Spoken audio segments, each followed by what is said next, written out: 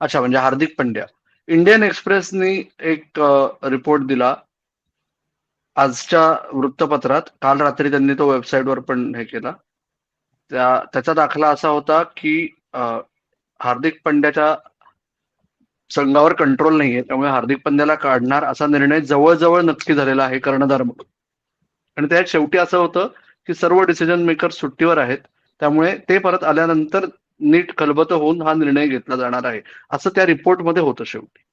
Okay, तो असं report सगळं होतं लिहिलाय त्याच्यात. कोणी? त्यांचे राष्ट्रीय क्रीडा संपादक संदीप द्विवेदी आणि मुंबई स्थित त्यांचे डेप्युटी एडिटर स्पोर्ट्सचे देवेंद्र पांडे, या देवेंद्र दोघांची पांडे. बायलाईन आहेत. राईट. सो आज प्रेस ट्रस्ट ऑफ इंडिया, जी भारतातली सर्वात सेफ आणि सर्वात अधिकृत एजन्सी समजली जाते, त्यांनी एक सोर्स बेस्ड रिपोर्ट लिहिला की हार्दिकच्या लक्षात आलं होतं की संघातील काही वरिष्ठ त्याला सपोर्ट करत नाहीयेत, त्यामुळे त्याला मेंटल स्ट्रेस झाला होता आणि त्याच्यामुळे त्यांनी सीझनच्या मध्यावरच संघ मालकांना सांगितलं होतं की मला सोडायचंय कर्णधारपद. ओके, असा सगळ्या सूत्रांच्या हवाले आहे हे सगळे रिपोर्ट्स. राईट. सो आत्ता जे आपण गेले महिनाभर बोलतोय त्या आणि आत्ताच्या परिस्थितीत काहीही बदल नाही. अधिकृतरित्या शेवटचं स्टेटमेंट महेला जयवर्धने म्हणला की याच्यानंतर आम्हाला विचार करावा लागणार आहे बराच, शेवटच्या सामन्याच्या आदल्या दिवशी. आणि शेवटच्या सामन्यानंतर काही मिनिटात कायरन पोलार्ड म्हणला की आम्ही कुठलंही विधान घाईघाईत करणार नाही, येणाऱ्या काळात एक डिटेल्ड डिब्रीफ होईल, डिटेल्ड रिव्ह्यू घेतला जाईल आणि मग ठरेल पुढचं आहे. पण संकेत जे मिळत आहेत त्यावरून हार्दिक पंड्या पुढच्या वर्षी मुंबईचा कर्णधारच नाही, मुंबईचे जर्सी जरी घातली तरी आश्चर्यजनक वाटेल, अशी आत्ता परिस्थिती आहे. इतनी खुशी असं होतं. म्हणजे मुंबई फॅन मला आदित्यला विचारायचंय की तो मुंबईचा फॅन आहे, कोण व्हावा तुला, म्हणजे ऍज अ मुंबई फॅन म्हणून, अॅनालिस्ट वगैरे सोड, ऍज अ फॅन म्हणून तुला कोण व्हायला पाहिजे मुंबईचा पुढचा कॅप्टन?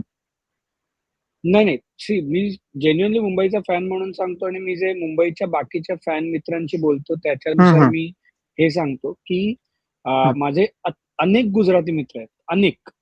ओके, म्हणजे माझे मराठी मित्र आहेत त्याच्यापेक्षा जास्त माझे गुजराती मित्र आहेत.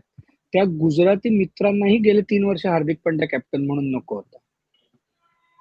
ओके, म्हणजे त्याच्यामुळे पहिली गोष्ट तर कोणी कॅप्टन आला तरी चालणार आहे, हार्दिक पंड्या नको असं गेल्या 3 वर्षाचं मुंबई इंडियन्सच्या फॅन्स मध्ये हा कन्सेन्सस कॉल होता. मी प्युअरली फॅन अँगलनी सांगतोय.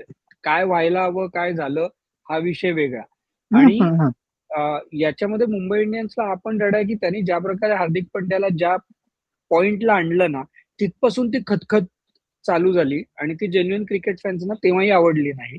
आणि तेच सगळं आता 3 वर्ष झालं. आता तू नवीन कॅप्टन विचारशील ना, तर म्हणजे आत्ता म्हणजे मला तरी वाटतं की नवीन चेहरा असेल. मला पर्सनली वाटत नाही की तिलक वर्माही असेल, कारण ही या सायकल मधली शेवटची IPL असणार आहे.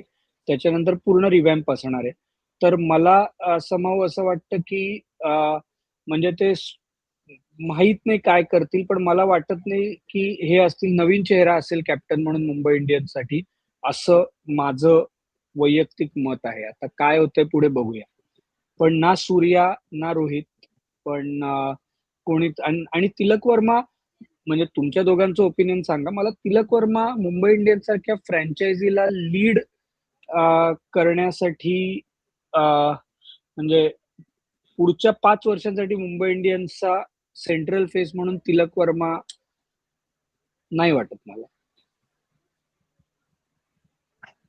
तर म्हणजे मला असं वाटतंय की बुमराला त्यांनी करावं, म्हणजे सेफ ऑप्शन आहे त्यांच्याकडे बुमराला कॅप्टन करणं.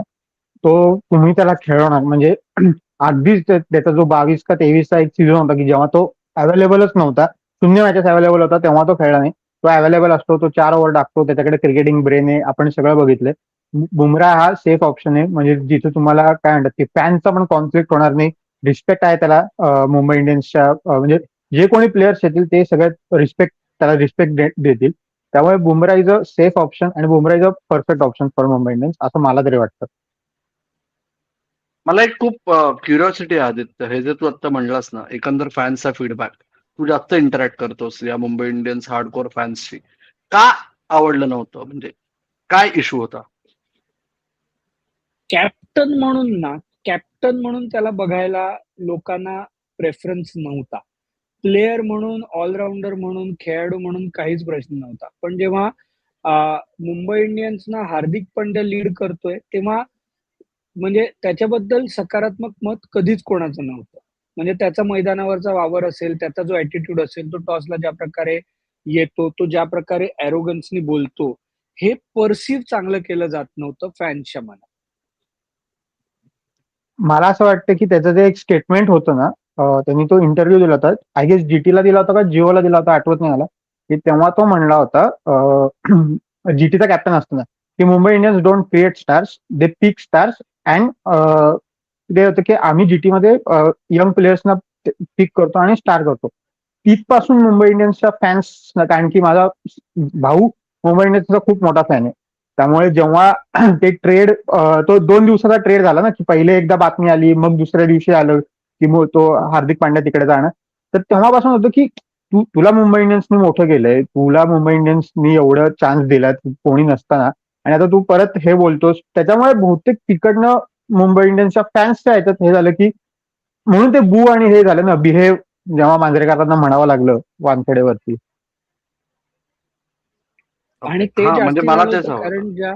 कारण म्हणजे हे पण, आणि ते जेव्हा आपण 2023चा वर्ल्ड कप ची फायनल हरलो आणि देश म्हणजे जेव्हा म्हणजे त्या फेज मधनं चालला होता की जेन्युअनली लोकांना वाईट वाटत होतं की आपली मॅच, आपला कॅप्टन, आणि त्याच्यानंतर 5व्या का 6व्या दिवशी हे अनाऊन्स केलं होतं की हार्दिक पंड्या नवीन कॅप्टन असणार आहे. तर ते जे टायमिंग आणि PR डिझास्टर होतं ना, त्यांनी पण खूप, म्हणजे actually that set the tone for negativity through out. आणि जे सो कॉल्ड कोर ग्रुप मधले मेंबर आहेत, त्यांच्यापैकी कोणीच ते डॅमेज कंट्रोल करण्यासाठी पुढे आलं नाही. ना, कारण ते कोणाला, त्यांनी त्याला बर दिली, त्यांनी त्याला खतपाणी घातलं. एक्झॅक्टली. म्हणजे त्यावेळी एक सिच्युएशन अशी आली होती की लोकांना वाटत होतं की रोहित शर्मा नाही खेळणार पुढचा सीझन, असं एवढं परसेप्शन तयार झालं होतं त्यावेळी.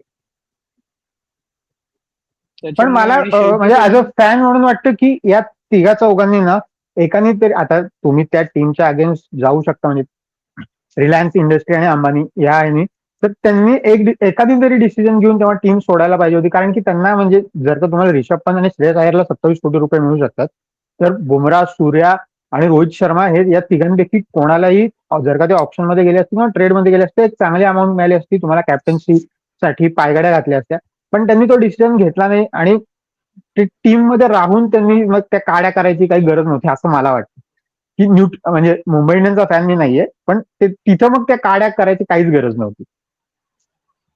हार्दिक पंड्याने फ्रँचायझी बद्दल चुकीचं स्टेटमेंट होतं, ते आम्ही कधीच मान्य करणार नाही. हे ऋषिकेश किडवे, आय एम शुअर ते मुंबई इंडियन्सचे फॅन आहेत,